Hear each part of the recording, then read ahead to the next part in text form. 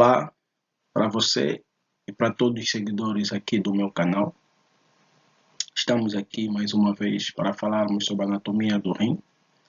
O objetivo é refazer a aula que já temos aqui no canal, acrescentando mais detalhes, mais imagens e mais explicações no sentido que vocês possam melhorar aquilo que foi o conhecimento que eu passei através da primeira aula, que foi mais curta em relação à anatomia do rim. Desde já, se ainda não estás inscrito aqui no meu canal, aproveita, pausa o vídeo, inscreva-se no canal, ativa o sino das notificações, deixa o teu like e partilha o vídeo com os teus contatos, de tal forma que eles possam também ter acesso a este conhecimento. Bem, como disse, o objetivo hoje é falarmos da anatomia do rim. E em relação à anatomia do rim, o que é importante primeiro percebemos é que a anatomia é um dos ramos da medicina que estuda a estrutura e composição dos órgãos. Então, o nosso objetivo hoje vai ser estudar a estrutura e composição do rim. O rim, por ser um órgão, significa dizer que ele é formado por células, porque na hierarquia de formação do organismo humano, né, nós, os seres humanos, os seres mais complexos, nós temos como unidade estrutural, né, e funcional as células. Toda a nossa vida desenvolve-se a nível das células. Isso para dizer que o conjunto de células, nós temos diversos tipos de células, o conjunto de células forma tecidos. E o conjunto de tecidos forma órgãos. Nós aprendemos em classes do ensino de base que o ser humano é formado por 4 tipos de tecidos básicos: o tecido epitelial, o tecido muscular, o tecido conjuntivo e o tecido nervoso. São esses 4 tecidos que formam o humano. E o conjunto de tecidos forma então órgãos. E o órgão que nós vamos falar hoje aqui é o rim. O conjunto de órgãos interligados forma um aparelho ou sistema. E o rim faz parte de um aparelho que é o aparelho ou sistema urinário. E os órgãos que formam este aparelho do sistema urinário é concretamente os rins, que são 2, os ureteres, que são essas estruturas em forma de tubo que saem do rim, que coletaram a urina e que levam a urina até na região mais baixa do nosso ventre, que é a bexiga, que tem a função de fazer o armazenamento da urina e depois procede à sua eliminação, que é feita através da uretra. Em todos esses pontos do aparelho urinário, a única parte que vai diferir o homem da mulher é a uretra. A uretra é o orifício pelo qual a urina sai para o exterior do nosso organismo. E a uretra no homem, ela é mais longa e tem várias porções, né? E a uretra na mulher, ela é mais curta, percorre um canal mais curto até que possa vir exteriorizar a urina para fora. Então, isso para revisarmos rapidamente o rim, que faz parte do aparelho urinário, e os órgãos que participam com o rim na formação do aparelho urinário. Então, o rim filtra o sangue. Nessa filtração, ele produz urina. A cada minuto, o rim produz 1 ml de urina. E essa urina que ele produz tem que ser armazenada. Então, sai do rim pelos ureteres. E dos ureteres vai até a bexiga. Na bexiga, ela fica armazenada. E quando atingir uma certa quantidade, ela é eliminada. De certa forma, então, para falarmos de anatomia do rim, é importante dividirmos a anatomia do rim em 2 partes. Nós dividimos ela em anatomia macroscópica e anatomia microscópica do rim. A anatomia macroscópica é aquela em que nós conseguimos enxergar à primeira vista. Imaginemos nesta imagem em que se nós tivéssemos que olhar para o interior do abdômen, eu conseguiria perceber que eu tenho ali 2 rins, um do lado direito, outro do lado esquerdo, e que neste rim entraram vasos sanguíneos, as artérias em vermelho e as veias em azuis, e que por cima deste rim tem uma estrutura em forma de chapéu de cor amarelada, né? Conseguiria ver que o rim tem uma porção superior e uma porção inferior, uma porção lateral e uma porção medial. Então, esta informação que eu consigo perceber sem auxílio de nenhuma lente, sem auxílio de um microscópio, então esta informação é a informação de anatomia macroscópica. Se eu fizesse um corte no rim, um corte longitudinal, conforme vocês veem essa segunda imagem, em que está descrito quais são os componentes que temos ali, ainda estou diante da anatomia macroscópica do rim. Só que aqui é a macroscópica interna do rim. Depois de eu fazer o corte, eu consigo ver de fora para dentro a cápsula renal, que é esta capa que cobre o rim. A seguir a cápsula vem o córtex renal, que é essa estrutura muito vascularizada, que contém glomérulos. Depois do córtex vem a medula renal, que é essa estrutura que tem alguns triângulos que são conhecidos como as pirâmides renais, que tem a base invertida, a base voltada para o córtex e o ápice voltada para os cálices. Vê que as pirâmides estão conectadas com os cálices e os primeiros cálices que entram em contato com a pirâmide nós chamamos de pequenos cálices. O conjunto de cálices que se une formam os grandes cálices, ou seja, dois pequenos cálices unidos formam um grande cálice. E todos os grandes cálices reunidos formam a pelve renal, que é essa estrutura maior que sai para fora do rim e tem essa forma de funil e acaba por formar os ureteres. Então, isto é que é a anatomia macroscópica do rim, aquilo que nós podemos ver sem auxílio de uma lente. Também podemos ver a veia e a artéria renal que estão a penetrar no rim e as suas sucessivas divisões. Em relação à localização do rim, é muito importante nós percebemos que o rim, apesar de estar localizado no abdômen, vulgarmente que nós chamamos de barriga, apesar de ele estar localizado no abdômen, ele está na sua região posterior, no final, na parte traseira do abdômen. É por esta razão que nesta imagem, se vocês conseguem ver, ele está na parede posterior do abdômen, em que se o indivíduo tiver de dorso ou de costas, a posição dos rins seriam essas que vocês conseguem ver ali. Ou seja, se nós olharmos como referência a coluna vertebral, que é formada por um conjunto de vértebras, o nosso rim está entre a 12ª vértebra torácica, nesta região, e entre a 3ª vértebra lombar. Está aqui mesmo bem na região lombar. É onde ele se encontra localizado.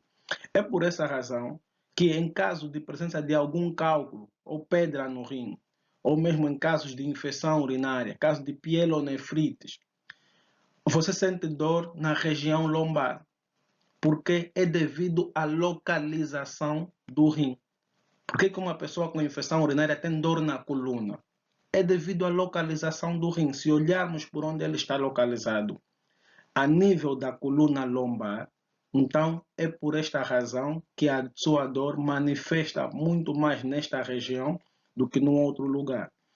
Então, aqui para percebermos a localização do rim, que é na parede posterior, e os rins aqui eles são muito bem localizados. É por essa razão que em casos de rins que dilatam por presença de algum cálculo, quando se faz alguma intervenção no rim, se vocês perceberem, pessoas que colocam nefrostomia, uma pessoa que tem um rim dilatado por presença de algum cálculo, se você alguma vez tiveste alguma obstrução urinária e dilatou o teu rim e te colocaram uma nefrostomia, podes deixar aqui nos comentários.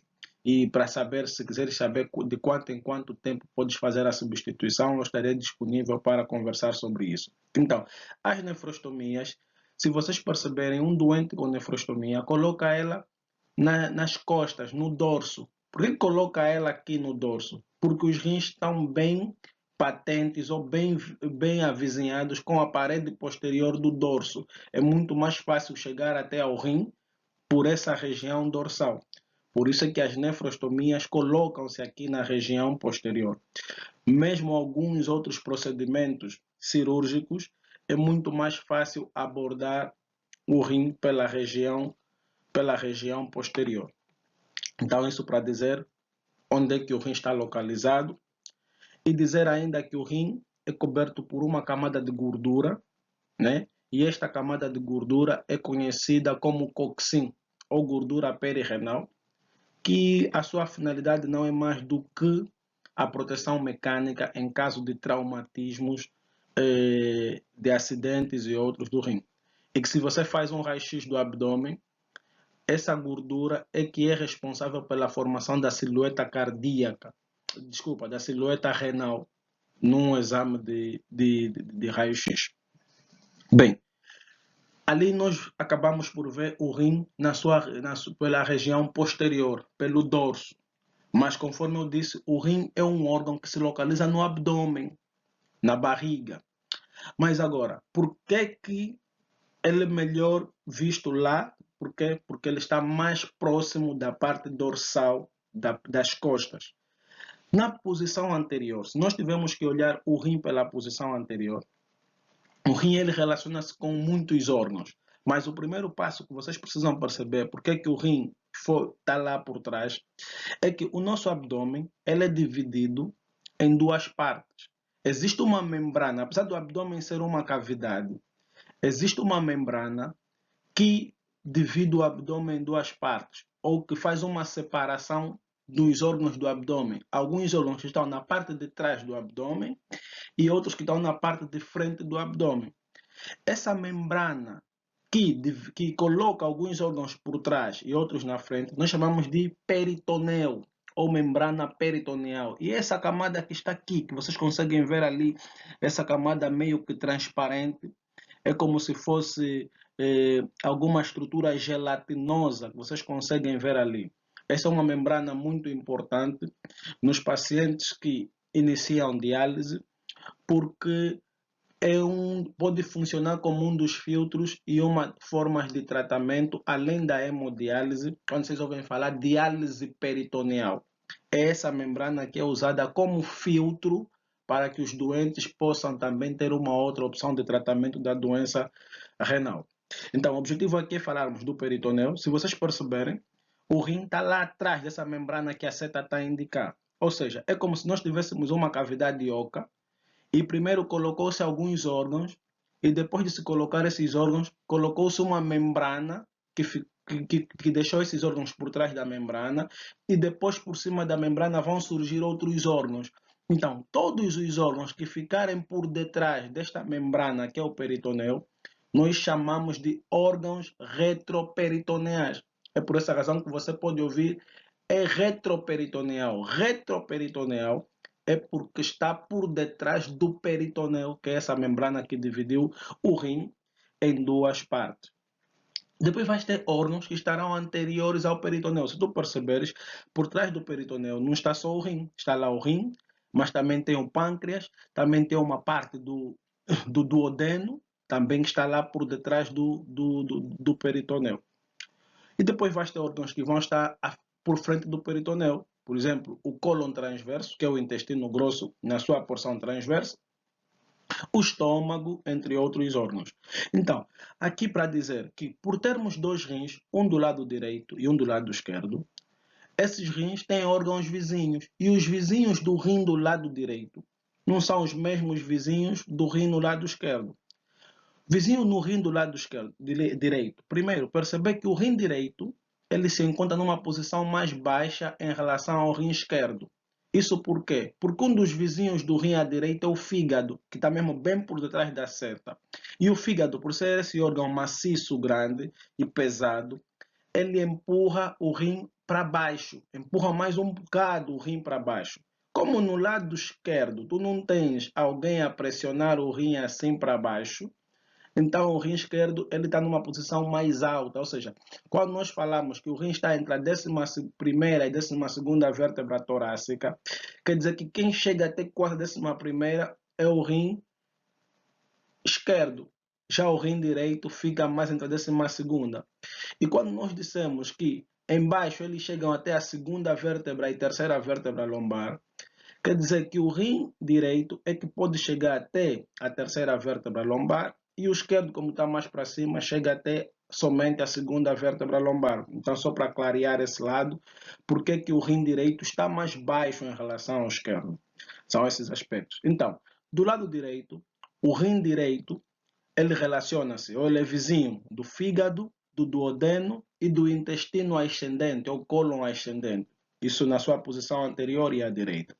No lado esquerdo, o rim esquerdo está relacionado com o estômago, com o baço, com o pâncreas e com o cólon descendente.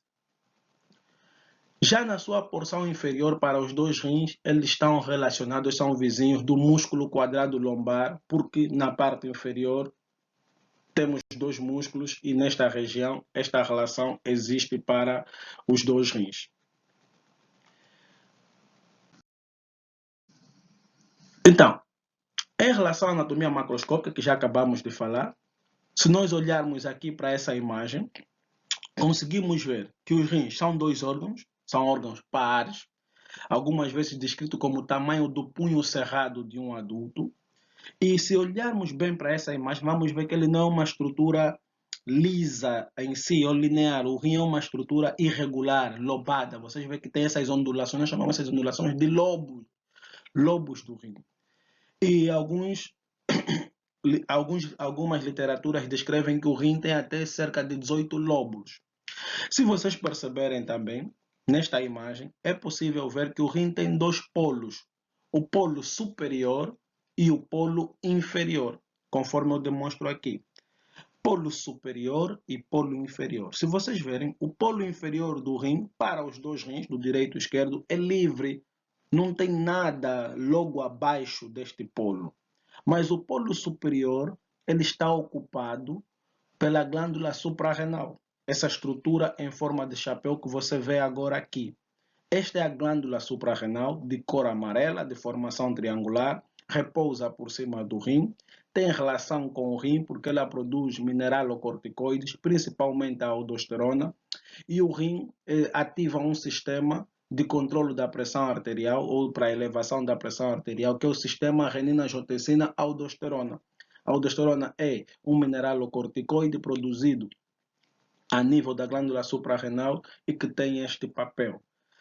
Depois, podemos ver que o rim tem, já falamos que ele tem lobos, são até 18 lobos, tem dois polos, um superior e um inferior. O polo inferior é livre e o polo superior está relacionado com a glândula suprarrenal.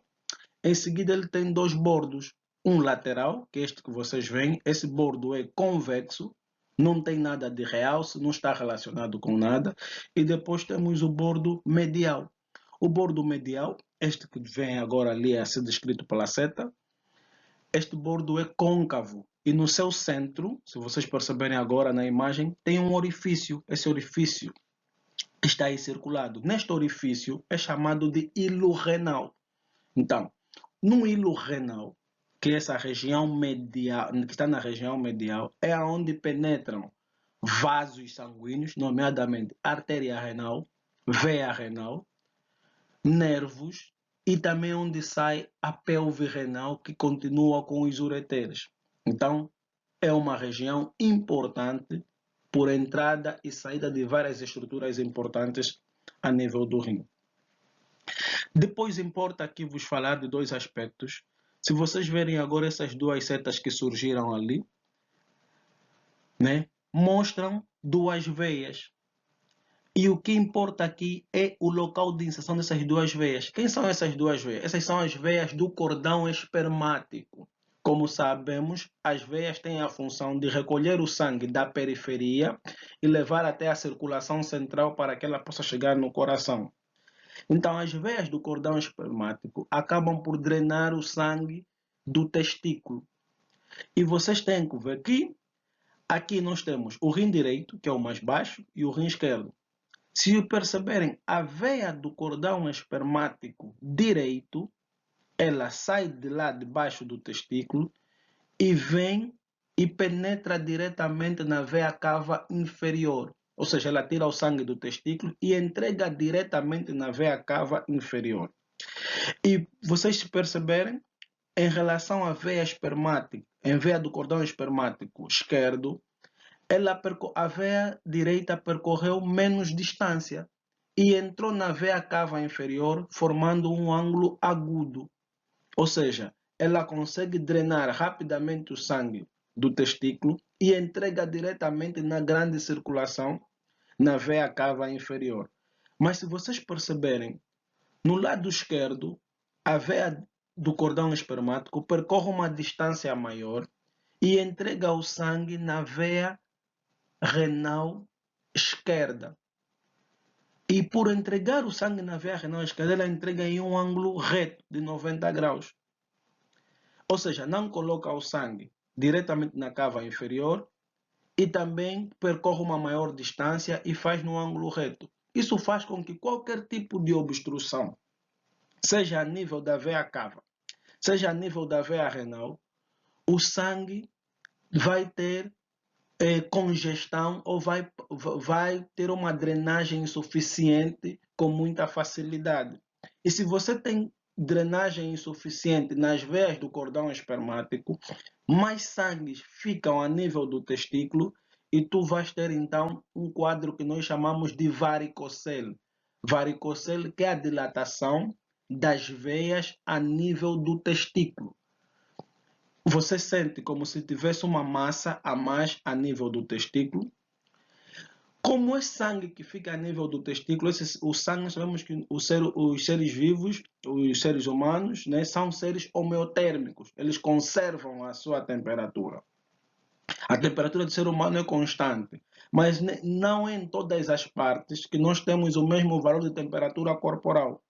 Os testículos precisam de uma temperatura inferior à temperatura do ser humano. Por isso é que eles descem na bolsa escrotal quando dentro está muito quente e sobem quando fora está muito frio. Se você perceber, tem vezes que os testículos estão duros, quer dizer que eles desceram, fugiram à temperatura do abdômen, e quando está muito frio, a bolsa do testículo ela fica vazia porque os testículos subiram para ir apanhar a temperatura do abdômen. Então, quando tu tens varicocele, que é a dilatação das veias do testículo,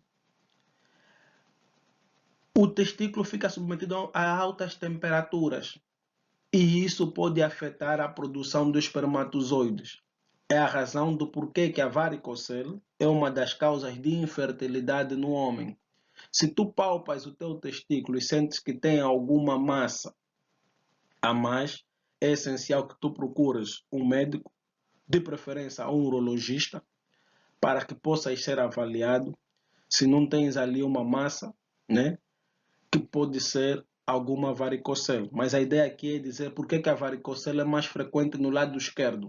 Ela é frequente no lado esquerdo porque a veia do cordão espermático à esquerda drena para a veia renal, diferente da veia do cordão espermático à direita, que drena diretamente na cava inferior e percorre uma distância menor e entrega rapidamente o sangue.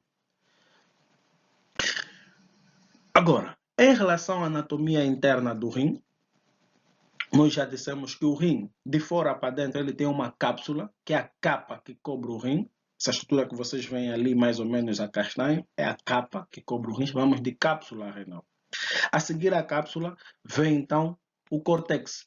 Esta região, agora ilustrada em azul, que é do lado do bordo lateral como do bordo medial, nós temos então o córtex. E o córtex, na aula de fisiologia, que já tem aqui no canal, nós vimos que ele é rico em glomérulos.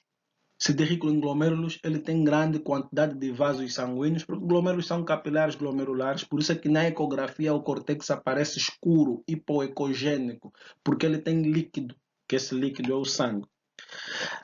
A seguir ao córtex vem a medula, esta região. A medula que é rica em pirâmides, que é a estrutura de forma triangular, que tem base invertida, né? Conforme podemos ver aqui, esta é uma pirâmide, que a base está invertida, está voltada para o córtex, e o ápex está voltada para baixo. O ápex do triângulo ou da pirâmide, a abertura que tem, nós chamamos de papila, papila renal. E essa papila está conectada diretamente a essa estrutura que vocês veem embaixo, que é os pequenos cálices. E a união de dois pequenos cálices vai formar grande cálice. A união dos grandes cálices vai formar a pelve renal, que sai para fora e continua com o ureter. Então, este é um pequeno cálice e este é outro pequeno cálice. Esses dois pequenos cálices unidos vão formar, então, o grande cálice. E todos os grandes cálices unidos formam, então, a pelve renal, que recolhe a urina e leva para fora. Então, em gesto de resumo, os aspectos macroscópicos do rim são, então, primeiramente, o rim tem o coxim de gordura, que lhe confere proteção mecânica, é a gordura que cobre o rim. O rim tem a cápsula, que é a capa que cobre o rim. O rim tem até cerca de 18 lóbulos. O rim tem dois polos, um inferior, que é livre, e um superior, que está relacionado com a glândula suprarrenal, aquela estrutura em forma de chapéu que repousa por cima do rim. O rim tem dois bordos, um lateral, que é convexo, e um medial, que é côncavo, em que esse bordo medial é perfurado ao centro pelo hilo renal, onde penetram vasos e nervos, e também aonde saem a pelve renal, que se continua com o ureter. Internamente, o rim tem o córtex renal, que é rico em glomérulos, em vasos, em microvasos. Tem a medula, que contém a pirâmide, estrutura triangular de base invertida, em que o ápice contém a papila renal e que é continuada ou é recolhida pelos pequenos cálices, grandes cálices e a seguir a pelve renal. Sendo assim, então, desmistificamos os aspectos macroscópicos do rim. Quanto ao comprimento e peso do rim. Primeiro, o rim pesa cerca de 103 até 170 gramas, sendo que o rim no homem pesa mais do que na mulher. Não vamos ter um peso exato, mas é esse o intervalo. Alguns podem pesar 115, outros 120, uns 150, mas esse é o intervalo, né, de variação do peso do rim. E é importante também perceber que o rim, em termos de comprimento, ele varia ou tem cerca de 10 a 12 centímetros de comprimento.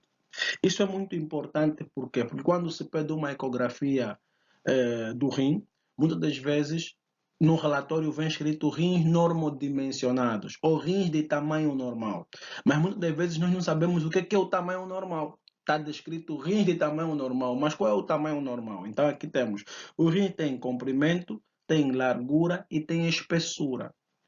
Em termos de comprimento, os rins têm cerca de 10 a 12 centímetros de comprimento. Isso por quê? Porque rins pequenos, abaixo de 10, 9, 8, atrofiados, nos fazem pensar numa doença renal crônica.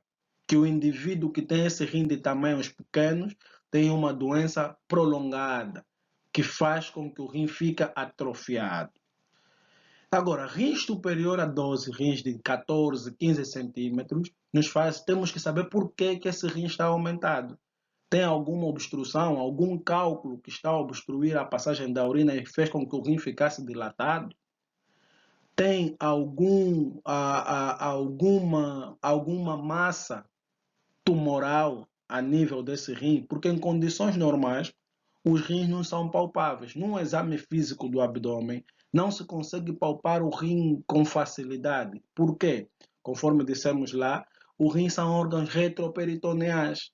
Você não consegue ter acesso pela parte anterior do abdômen. E existem algumas manobras, mesmo no exame físico, quando estamos a avaliar o doente renal, que nos permitem poder palpar o rim. Né? Temos a manobra de Peloteu, temos a manobra de Golette, em que fizemos algumas alterações, né? Ou pedimos ao doente que se posicione de certa forma para nós conseguirmos aceder ao rim.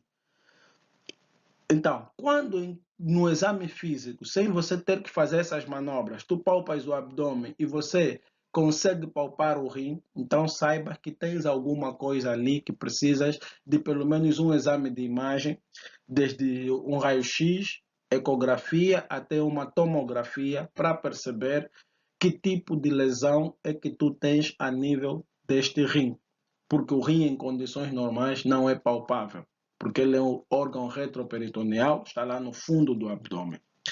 Quanto ao comprimento, o rim tem cerca de 5 a 6 centímetros de largura.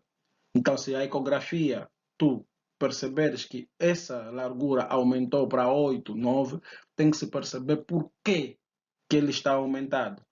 Tem tumor, tem dilatação das vias urinárias, né? É importante percebermos o que é que está a passar. E depois, quanto à espessura, o rim tem cerca de 2,5 centímetros de espessura. Quanto ao suprimento sanguíneo renal, é bem detalhado na aula de fisiologia renal. O link estará aqui em cima na descrição, de modo que vocês depois possam assistir relativamente ao suprimento sanguíneo renal. O objetivo aqui é simplesmente mostrar que nós vamos falar a seguir de um aspecto que é a segmentação do rim. O rim tem alguns segmentos, só que esses segmentos do rim são determinados pelo território das artérias segmentares. Nós falamos que depois da artéria renal penetrar no rim, ela divide-se em dois ramos, um ramo anterior e um ramo posterior. O ramo posterior vai formar a artéria que vai irrigar o segmento posterior. E o ramo anterior vai dividir-se em 4 artérias que vai irrigar o segmento superior, o segmento inferior, o antero-superior, que é intermédio, e o antero-inferior, que são os dois, acabam por ser os dois intermédios. Então, é por esta razão que mostramos cá essa imagem para dizer que cada rim recebe uma única artéria renal, que derivam da aorta, depois elas penetram no hilo, dividem-se em dois ramos, um anterior e outro posterior, e que vão dar origem às artérias segmentares.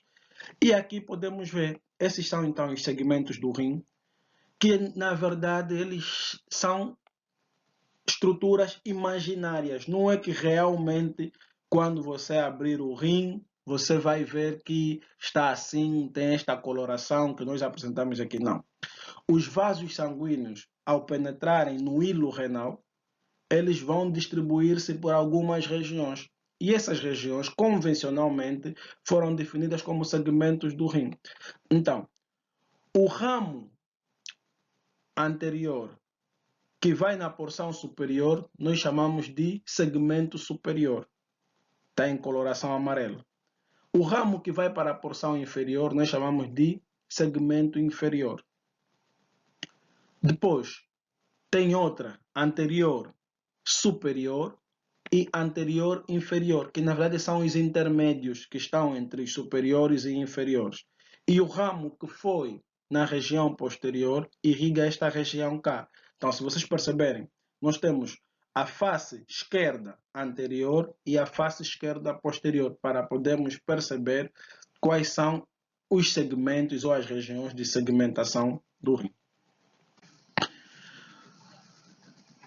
Quanto à anatomia microscópica, nós temos cá também já no canal uma aula em relação ao glomérulo, porque quando se fala de anatomia microscópica, estamos a falar de aquilo que para ser visto com o auxílio de uma lente.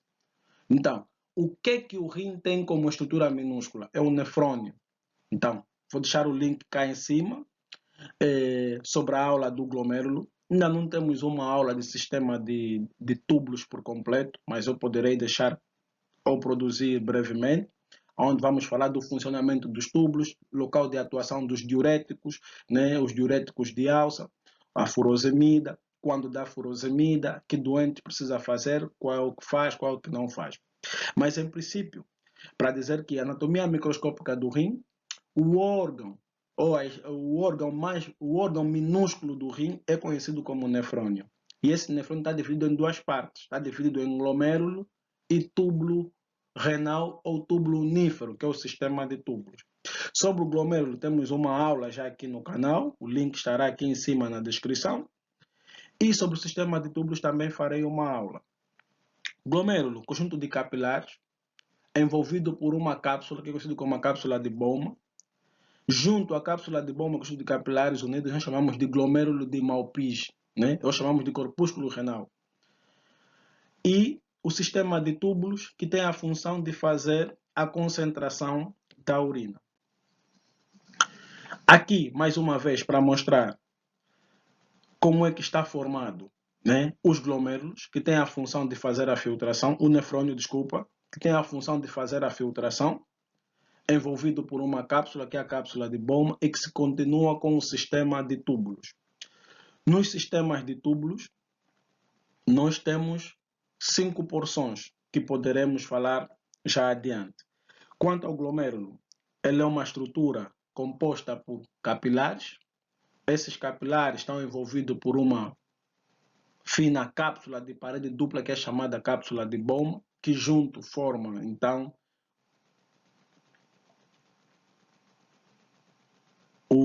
o corpúsculo renal. Depois de dizer que o glomérulo é formado por 3 membranas ou 3 camadas que formam as membranas de filtração, em que a primeira camada é a camada endotelial. A camada endotelial contém poros, chamadas de fenestrações. Tem a segunda camada, que é a membrana basal, não possui poros, é rica em proteoglicanos, polissacáridos, glicosaminoglicanos, colágeno tipo 4, tipo 5. É uma membrana acelular, não contém células, diferente da endotelial, que tem as células endoteliais, ela não contém células. A terceira camada é a epitelial, esta sim, também contém espaços, é formada por células epiteliais e tem prolongamentos chamados de podócitos. Tem podócitos primários, secundários e terciários que repousam sobre a membrana basal, e entre esses prolongamentos tem espaços conhecidos como fendas de filtração e são cobertos pelas nefrinas. A camada endotelial, como dissemos, reveste o glomérulo, entra em contato com o sangue, contém perfurações que chamamos de fenestrações. A epitelial, que cobre o glomérulo, tem o epitélio que vem da cápsula de Bowman, que reveste, repousa sobre a membrana basal glomerular e emite extensões que são chamadas de processos podocitários, ou os podócitos. Nesta imagem em cima, a imagem A, nos mostra então um glomérulo com a arteriola aferente aonde o sangue penetra para o glomérulo e a eferente aonde o sangue sai. Dizer que essas duas arteriolas sofrem processo de dilatação e de constrição. Na dilatação da arteriola aferente, mais sangue entra no glomérulo e favorece o processo de filtração dentro do glomérulo. Na constrição da arteriola aferente, menos sangue entra no glomérulo e isso diminui o processo de filtração. Na dilatação da arteriola eferente, mais sangue sai do glomérulo e isso dificulta a filtração. E na constrição, mais sangue permanece no glomérulo e isso favorece a filtração. Dizer que a arteriola aferente ela dilata na presença de prostaglandinas, óxidos nítricos e outros compostos que podem fazer com que ela dilate. Dizer que a arteriola eferente ela faz vasoconstrição na presença da angiotensina 2. É por essa razão, quando falamos do sistema renina-angiotensina-aldosterona, a angiotensina, o que ela faz? Faz constrição da arteriola eferente, fazendo com que o sangue permaneça no glomérulo para sofrer filtração, e produz mediadores que dilatam a arteriola aferente, concretamente prostaglandinas e óxido nítrico. É por essa razão que nós falamos que os AINES, né, o ibuprofeno e outros anti-inflamatórios, eles podem causar dano renal do ponto de vista no indivíduo que já está em choque. Imaginemos um indivíduo que tem uma fratura do fêmur, ele foi levado ao hospital e ele já tem uma diminuição da perfusão, e tu dás mais AINES, dás diclofenac, dás ibuprofeno, em que nesse indivíduo o rim já estava a compensar, fazendo dilatação da arteriola aferente para chegar mais sangue no rim para filtrar e produzir a urina. Quando você dá um AINES, você está a inibir a ação das prostaglandinas e elas estavam, por sua vez, a fazer dilatação da arteriola aferente. E isto acaba por ser mais grave para o doente, e piorando então a isquemia a nível dos glomérulos. Na imagem B, nós conseguimos ver então as 3 membranas que nós falamos, as 3 camadas. A camada endotelial, que ela é interna, de cor castanha, tem aqueles orifícios que nós chamamos de fenestrações. A membrana basal glomerular aparece como essa linha contínua de cor preta, esse círculo contínuo de cor preta, que, conforme dissemos, não tem células, é rica em polissacáridos, proteoglicanos, glicosaminoglicanos e ainda em colágeno. Depois temos essa estrutura depois da linha preta, que está a roxo, que são as células epiteliais que produzem então os podócitos e formam então a terceira camada, que é a camada epitelial. Então aí temos a representação das três camadas do glomérulo. Dizer que a membrana basal glomerular, conforme já falamos, é composta por fibras de colágeno, glicoproteínas, mucopolissacáridos e por não ter orifícios, né, faz com que ele que determina o que passa e o que não passa a nível do glomêrulo. Em algumas áreas do endotélio, essa membrana basal ela não fecha por completo e no lugar dela existem células mensageiras. Está bem descrito na aula sobre o glomêrulo.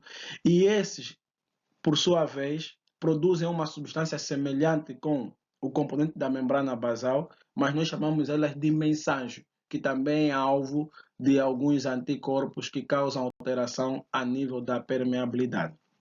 Aqui então para demonstrar a membrana basal glomerular e a região do menságio.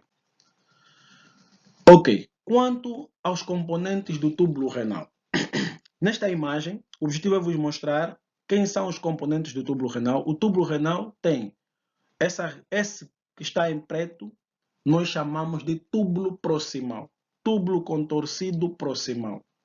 Ele tem essas duas regiões, ele tem três regiões que nós conseguimos ver, em que as primeiras regiões,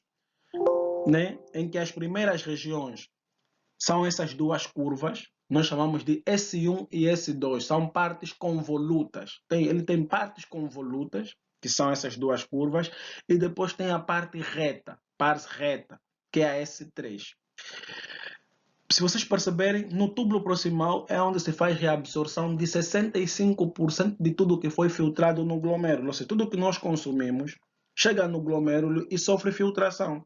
Mas no túbulo proximal ele sofre novamente reabsorção. É tudo devolvido para a corrente sanguínea pelos capilares peritubulares. Então, ele é muito permeável à água, reabsorve-se sódio, cloro, bicarbonato, potássio, glicose, aminoácidos e se faz secreção ainda de ácidos orgânicos, ácidos e bases orgânicas. Então, este é o túbulo contorcido proximal, com as suas duas porções curvas e uma porção reta. Essa porção reta, que é grossa, depois ela vai se afinar.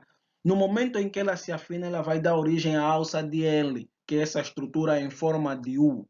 A alça de Henle, que é essa estrutura em forma de U, tem três porções. Tem uma porção, que é esta primeira, que vamos demonstrar que é a porção descendente delgada.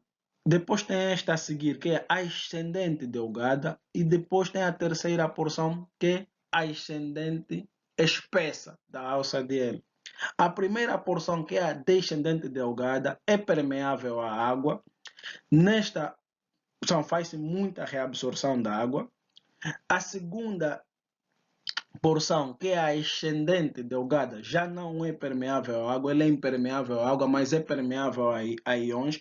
Aqui ela tem um canal de íons. É nesta região que falaremos quando estudarmos concretamente o sistema de túbulos, local de ação dos diuréticos de alta potência, local de ação da furosemida, bumetanida, ácido etacrínico, atuam aqui na alça de Henle, porque ela tem canais de sódio e potássio, né?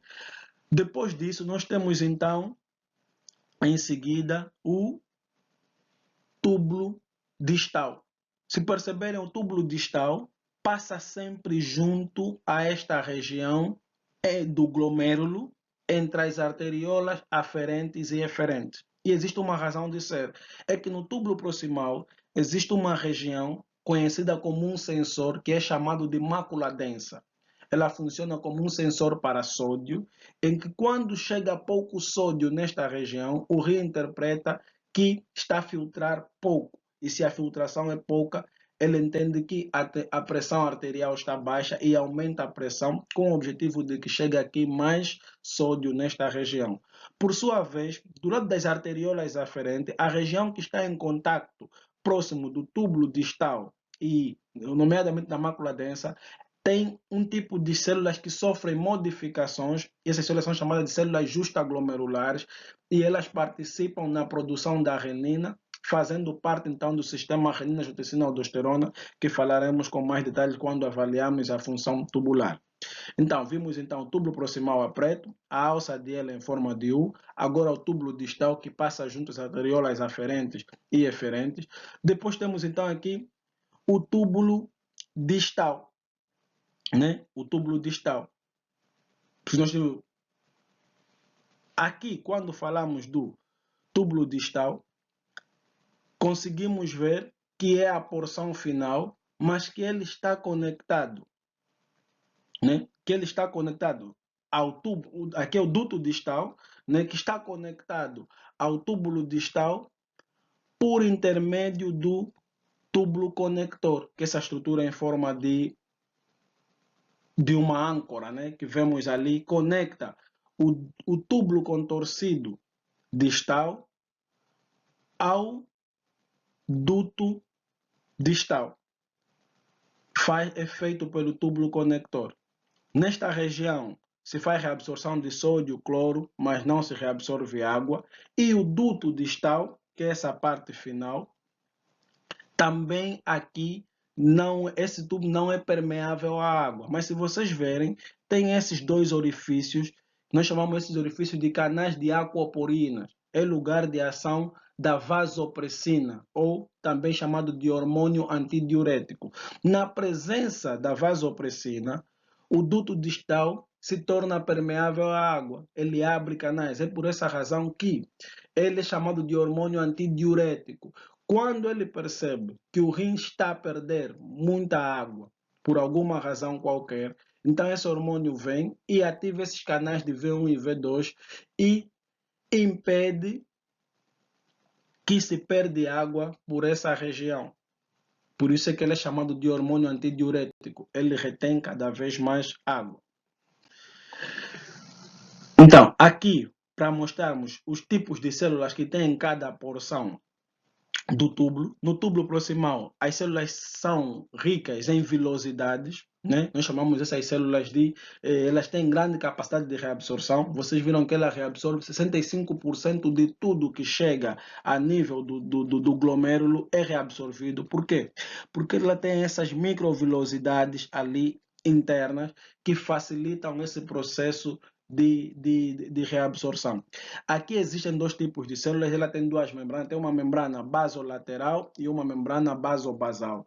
Isso nós falaremos com mais detalhes quando nós falarmos sobre o funcionamento do sistema de túbulos, vamos falar das bombas de transporte, vamos falar dos SGLT2, que faz o SGLT2, que é local de ação dos inibidores da SGLT2. Então, aqui a ideia é comparar o tipo de célula que existe no túbulo proximal, que são células epiteliais, mas com microvilosidades, né? Que são células que têm grande capacidade de reabsorção. Quando nós compararmos agora com a célula aqui da Ansa-Diel, vê que são células mais magras, com menos atividades de ATPase, com menos vilosidades, que não têm grandes capacidades de reabsorção. O mesmo em relação aqui para as células do ramo ascendente e do túbulo contorcido distal, o mesmo para o conector e o mesmo para as células do duto conector e do duto colector. Então, aqui nós conseguimos ver a diferença entre cada uma delas, desde o túbulo proximal, desde a alça dele, desde o túbulo contorcido distal, desde o duto colector e o tubo conector, que são, na verdade, os 4 componentes do sistema de túbulos. O aparelho justaglomerular, fazendo um corte a nível do glomérulo, ele aparece mais ou menos assim. Eu disse que o túbulo contorcido distal sempre passa junto ao glomérulo, e esta região que nós conseguimos ver aqui são as células justaglomerulares. São células que sofreram modificação do lado da arteriola aferente, e do lado do túbulo distal aqui temos a mácula densa.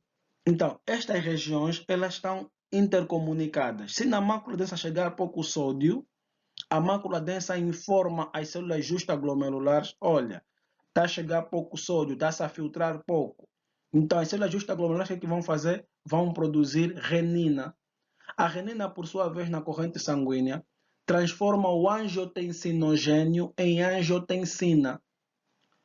Depois, o angiotensinogênio, a angiotensina, a nível do pulmão, é transformada em angiotensina 2. A angiotensina 2 é um potente vasoconstritor dos vasos sanguíneos. Faz vasoconstrição, estreita os vasos para aumentar a pressão arterial. Ela faz vasoconstrição de vários vasos, exceto da arteriola aferente, porque na arteriola aferente ela facilita a liberação de mediadores como as prostaglandinas e óxido nítrico, que vão fazer a dilatação da aferente, com o objetivo de meter mais sangue no glomérulo, mas ela faz constrição da eferente para sair menos sangue do glomérulo. Então é assim que funciona o aparelho justaglomerular, que é formado pela mácula densa, né? E as células justaglomerulares junto formam este aparelho. Aqui para mostrar como é que eles funcionam, se houver diminuição da pressão arterial, né? Isso vai levar a diminuição da pressão hidrostática dentro do glomérulo, que é aquela pressão que vai até aos 45 e 55 milímetros de mercúrio. Se tens diminuição da pressão hidrostática dentro do glomérulo, você vai ter diminuição da taxa de filtração glomerular, aqueles 120 que se filtra por minuto. Se tens diminuição da taxa de filtração glomerular, o sangue circula mais lentamente no sistema de túbulos, se reabsorve cada vez mais sódio e menos sódio vai chegar na mácula densa, que é aqui onde está a seta. Se chegar menos sódio na mácula densa, a mácula densa informa as células justaglomerulares, ativa então o aparelho justaglomerular que libera a renina. A renina viaja no sangue e transforma o angiotensinogênio, que é uma enzima que está inativa, e lhe transforma em angiotensina. Sai de angiotensinogênio para angiotensina. A angiotensina no pulmão é transformada em angiotensina 2. E a angiotensina 2 vai aumentar a resistência arteriolar eferente, porque vai causar a constrição da eferente, vai ajudar a libertação de mediadores que dilatam a aferente, e vai fazer uma vasoconstrição generalizada a nível dos vasos sanguíneos para aumentar a pressão arterial e no final vai ativar então a produção da aldosterona, que vai a nível do sistema tubular fazer retenção de sódio e fazer retenção de água com o objetivo de aumentar a pressão arterial. Mas sobre isso vamos falar melhor quando falarmos da fisiologia dos túbulos renais com um conjunto de mais detalhes. Por fim, deixo aqui este gabarito com o objetivo de perceberem que os rins têm como função livrar o corpo dos produtos da degradação metabólica e regulam o volume de líquido corporal. Nós sabemos que o nosso corpo é essencialmente formado por água. Um adulto tem cerca de 48 litros de água, né? E esta água está dividida em água intracelular e água extracelular. Quem controla o equilíbrio da água do interior entre o líquido intracelular e extracelular é sempre o rim. Então, esta é a função principal do rim. Depois, regulam também a concentração de eletrólitos, ou seja, sódio, cloro, potássio, magnésio, são mantidos dentro dos valores normais por intermédio do bom funcionamento do rim. É por essa razão que o indivíduo que tiver alguma doença renal agravada, complicada, tem alteração dos eletrólitos. Também vai ter má distribuição da água corporal total. Pode ter edemas. Por quê? Porque quem controla isto, o filtro que controla esta região, está danificado. Ajuda na manutenção do equilíbrio ácido básico. Nós sabemos que o nosso corpo deve estar dentro do pH normal, que é de 7,35 a 7,45. E quando o nosso organismo tem alguma alteração renal, o rim não consegue eliminar hidrogênios e isso afeta ou altera o pH do organismo, causando então um desequilíbrio ácido básico, principalmente acidose metabólica. Os rins auxiliam na regulação da pressão arterial, isso explicamos muito bem pelo mecanismo do sistema renina-angiotensina-aldosterona e controle do volume do líquido extracelular.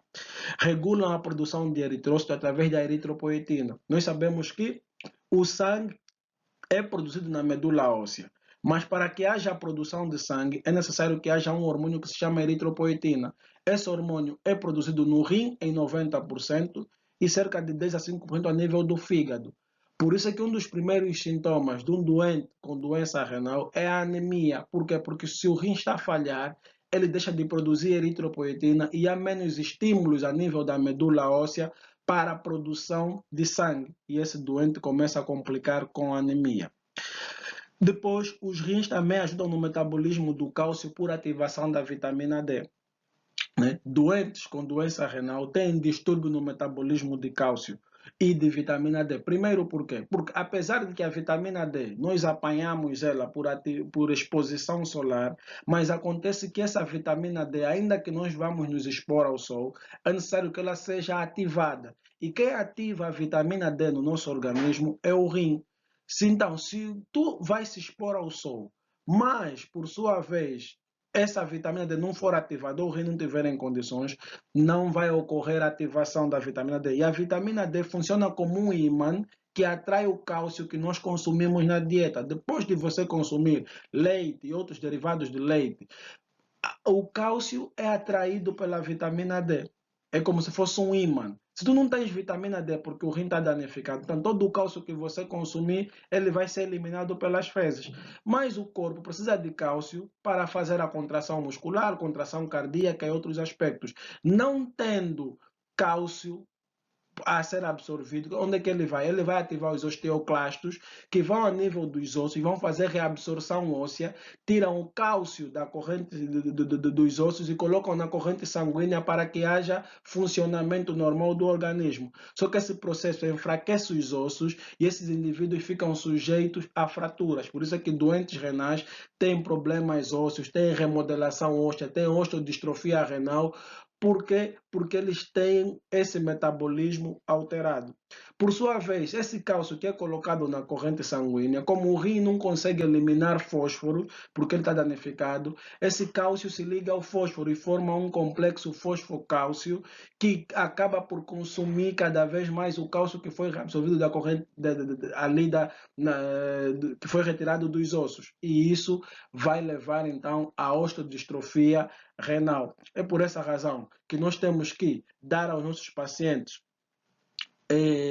vários suplementos para inibir essas alterações a nível do osso. Se vocês perceberem, você vai ver que um doente renal ele toma Rocatrol, né, toma vitamina D ativa, toma Mimpara para suprimir para a produção do paratormônio, toma o próprio cálcio em si, faz injeções de eritropoetina, entre outros aspectos, com o objetivo de controlar todas essas alterações que surgem por falha do rim. Então, vemos que o rim é um órgão complexo, acaba por ser o palco aonde ocorre todas as atividades do corpo humano, todos os órgãos acabam por relacionar-se com o rim e quando ele não funciona em condições, gera um conjunto de distúrbio a nível do organismo. Então, acredito que este conhecimento que foi passado aqui vale o teu like, inscreva-se no canal, ativa o sino das notificações e partilha o vídeo com outros indivíduos de tal maneira que eles possam também ter acesso a este conhecimento. Até a próxima.